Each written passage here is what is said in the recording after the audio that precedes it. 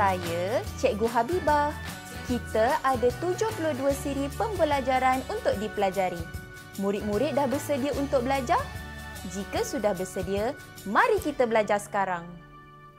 Kali ini, kita akan belajar subjek Bahasa Melayu. Jom kita belajar. Assalamualaikum warahmatullahi wabarakatuh. Salam sejahtera. Bersama saya, Cikgu Zaitun dalam video kali ini berkenaan dengan tips membina ayat. Dalam kaedah membina ayat, kita ada beberapa formula yang kita boleh gunakan.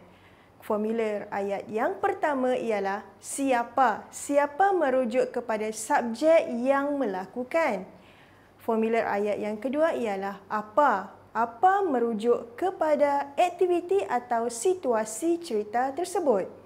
Yang ketiga, di mana merujuk kepada tempat, aktiviti atau situasi atau cerita.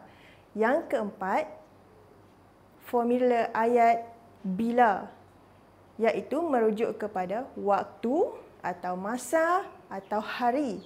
Yang seterusnya ialah kenapa atau mengapa, iaitu merujuk kepada sebab atau kenapa. Formula ayat yang terakhir untuk membina ayat ialah bagaimana. Bagaimana merujuk kepada cara. Baiklah pelajar-pelajar, hari ini cikgu ingin berkongsi berkenaan dengan teknik skop dalam membina ayat. Apa itu teknik skop? Baiklah, S yang pertama merujuk kepada subjek. Yang kedua, K merujuk kepada kerja, iaitu kata kerja. Yang ketiga, O merujuk kepada objek. Yang keempat ialah P, penjelasan ayat. Baiklah pelajar-pelajar, berdasarkan gambar rajah ini, jom ikut cikgu mengenali kaedah teknik skop berkenaan. Contoh yang pertama ialah subjek, Hasan, kata kerja, mengecat, objek, dinding, penjelasan ayat atau predikat menggunakan cat biru. Jadi, ayat lengkapnya ialah Hasan mengecat dinding menggunakan warna cat biru.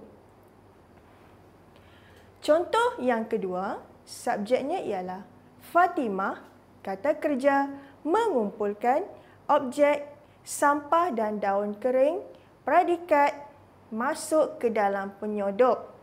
Jadi, ayat lengkapnya ialah Fatimah mengumpulkan sampah dan daun kering, masuk ke dalam penyodok.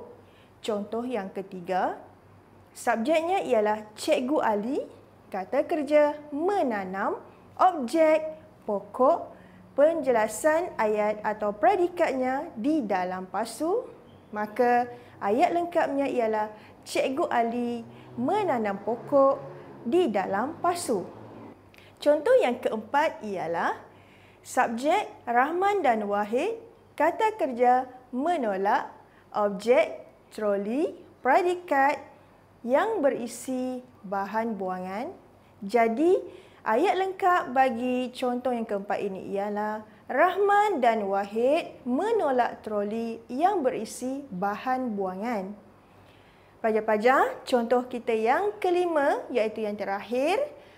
Subjek Arfas, kata kerja, membantu guru mengelap. Objek, meja, predikat ayat, di kantin sekolah.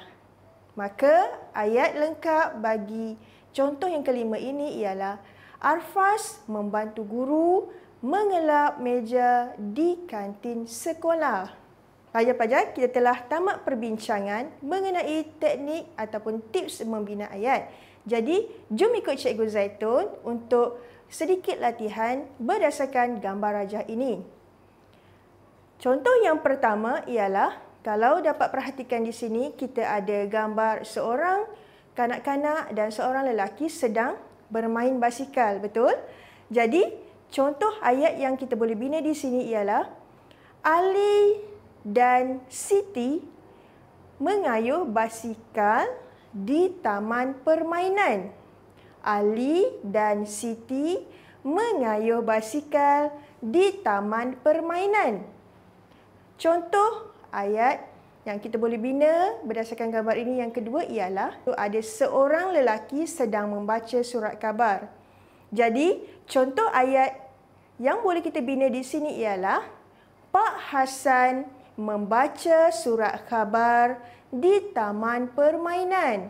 Pak Hasan membaca surat khabar di taman permainan. Dan contoh ketiga yang kita boleh ambil di sini untuk dibinakan ialah seorang lelaki mendayung kayak di dalam tasik itu. Kita boleh gunakan ayat untuk membina adalah seorang lelaki mendayung kayak di dalam tasik itu. Pelajar-pelajar, kita telah tamat sesi latihan. Dengan ini, Cikgu doakan selamat maju jaya. Assalamualaikum warahmatullahi wabarakatuh. Salam sejahtera. Bye.